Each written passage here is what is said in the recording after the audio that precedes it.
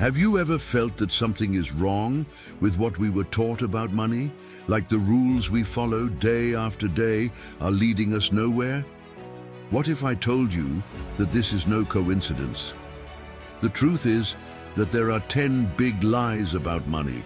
Lies that have been told to keep you trapped in a cycle of work, debt, and frustration. And these lies are costing you dearly every day you continue to believe them.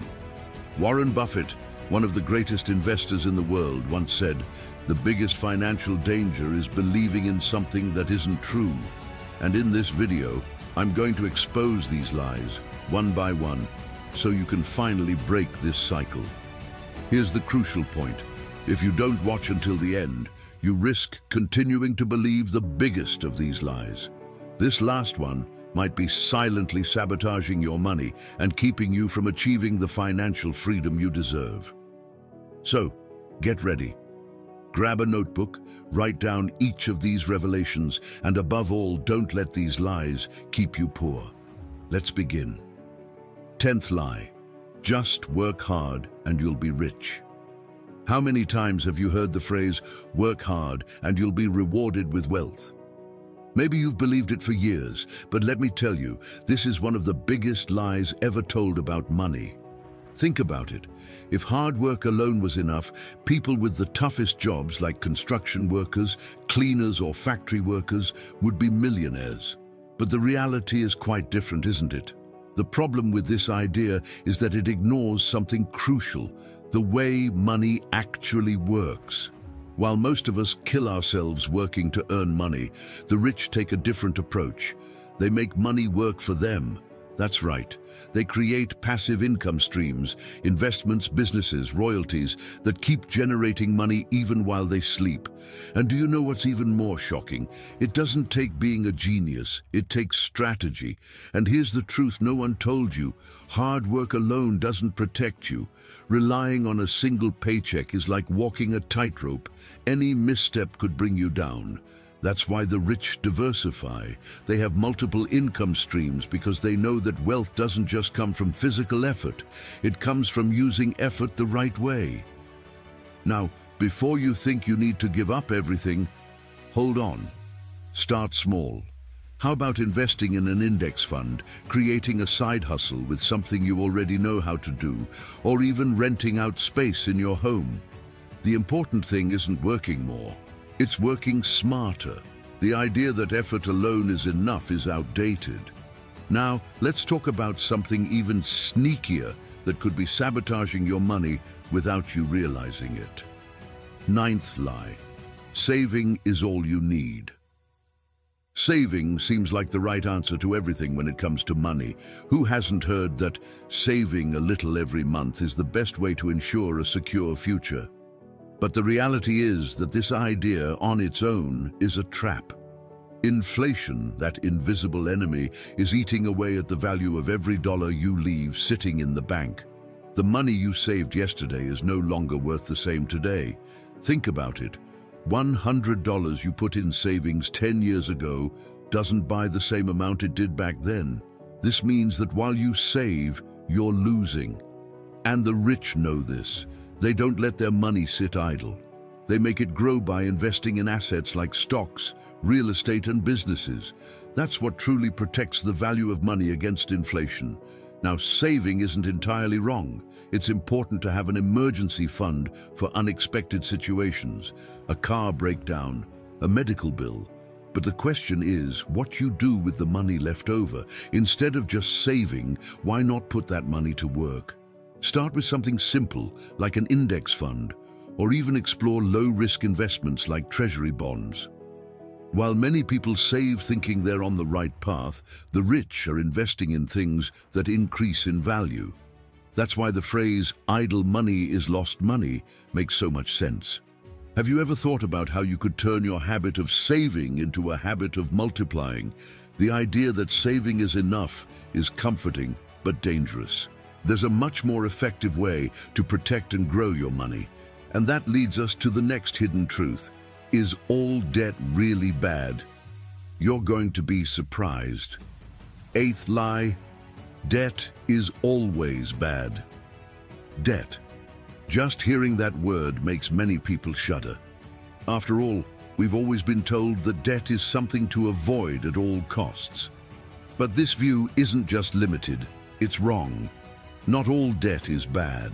Some debts, in fact, can be the key to building wealth if used wisely. Consider this.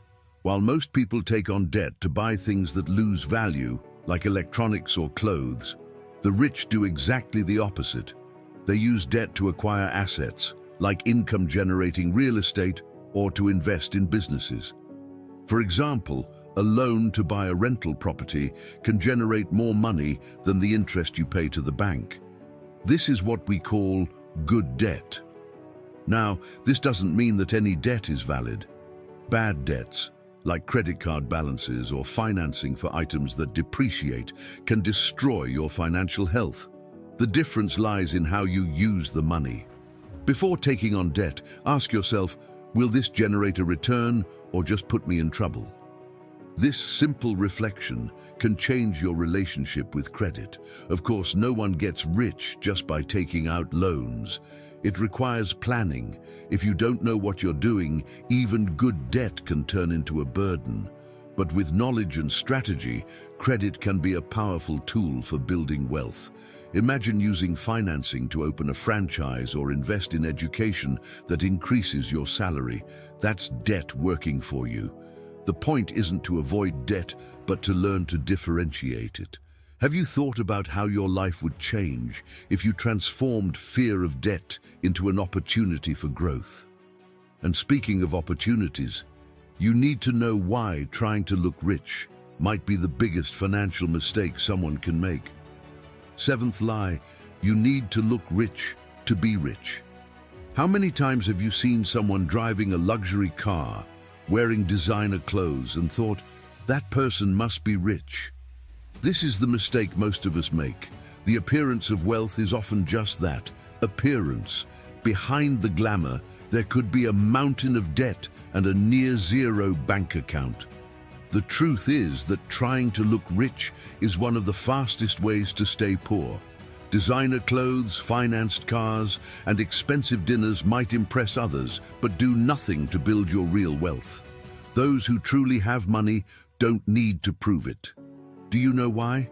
Because they're busy investing in assets that generate returns, not in things that only drain their wallet. Think about it. The owner of Louis Vuitton is one of the richest men in the world. And who funds that wealth? People who spend money. They don't have to buy products that lose value the moment they leave the store. While some go into debt to look successful, others invest in stocks, real estate, and businesses that increase in value over time. Of course, there's nothing wrong with treating yourself occasionally, but everything has its limit. Before spending money on something just to impress, ask yourself, will this bring me any return? True financial freedom comes when you prioritize your wealth, not your appearance. A good example, people like Warren Buffett, who live modestly while their investments grow exponentially. Showing off can be tempting, but it doesn't build a legacy. And since we're talking about building something solid, what do you think of the idea of trusting the system to take care of you? It seems safe, but the next truth will show you how risky that can be. Sixth lie. The system will take care of you. How many times have you heard that working hard, contributing to retirement, and paying your taxes is enough to ensure your financial security? This idea is comforting but dangerous. The truth is that the system is designed to work, but not for you. It serves the interests of those already at the top. Retirement plans often don't keep up with inflation, and government benefits can be insufficient or even disappear in the future. Just look at the financial crises that have happened over the past decades. People who spent years contributing to pensions saw everything collapse in a matter of days. What was left for them? Just frustration and unpaid bills. While you blindly trust the system, the rich are creating their own financial security. They invest in assets like real estate, stocks, and businesses that don't rely on anyone to grow. Instead of waiting for a pension or depending on the government, They build diversified portfolios that ensure their independence, no matter what happens. Now, this doesn't mean you should completely ignore the system's benefits. Using it as a starting point is valid, but never as your sole strategy. Start thinking about how you can take control of your finances, invest in knowledge, create income streams, and plan your future based on something you control. It's liberating not to depend on decisions that are out of your reach.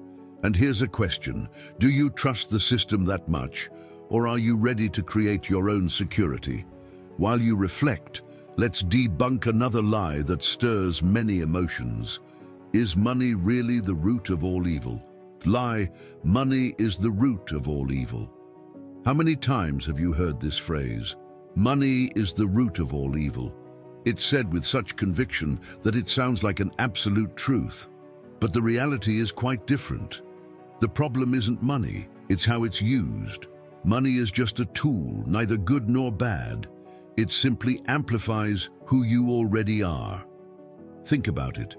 In the right hands, money can do wonders. It can fund medical treatments, help communities, invest in education, or turn dreams into reality. On the other hand, in the wrong hands, it can fuel greed, corruption, and destruction. What truly makes the difference isn't money itself, but who controls it. This belief that money is evil creates a dangerous block. It makes you feel guilty for wanting more, and that guilt prevents you from seeking financial education or even better opportunities. Have you ever stopped to think about how this idea is affecting your decisions?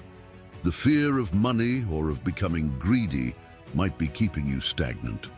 Look at people like Bill Gates or Warren Buffett, who use their wealth for noble causes like eradicating diseases or improving education.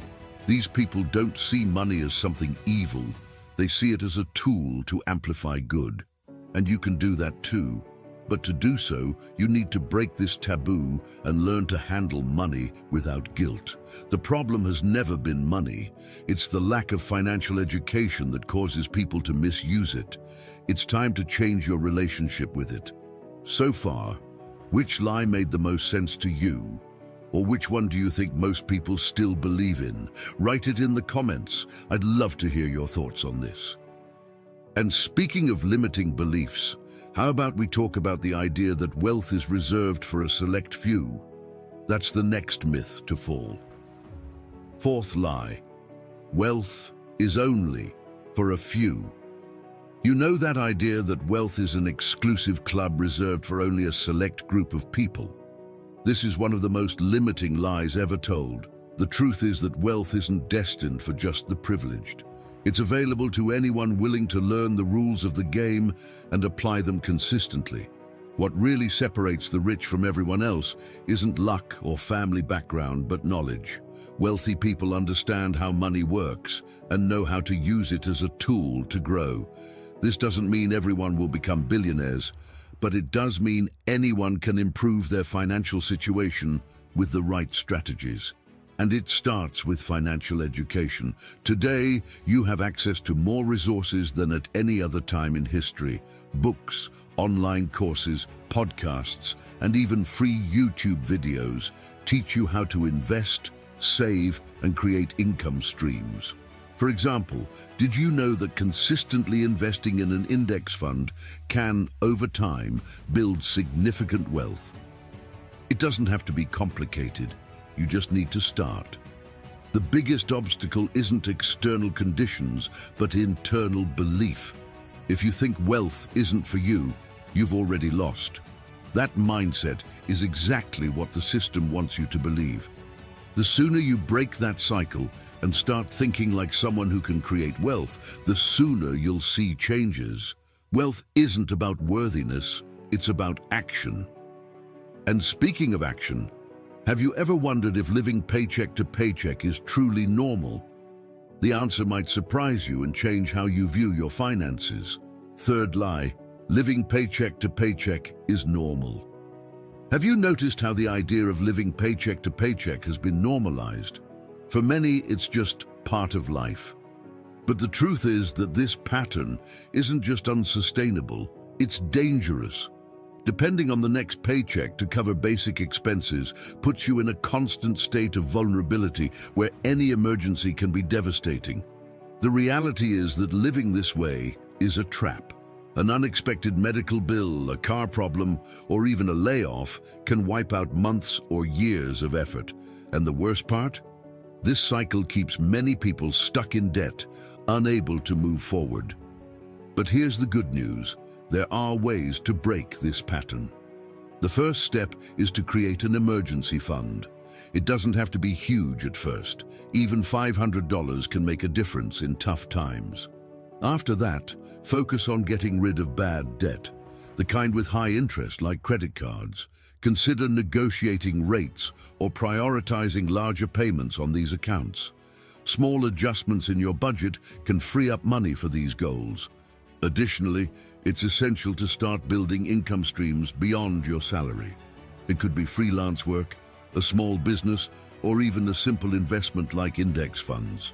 When you start generating money outside your main job, you take the first step to break free from this dangerous dependence.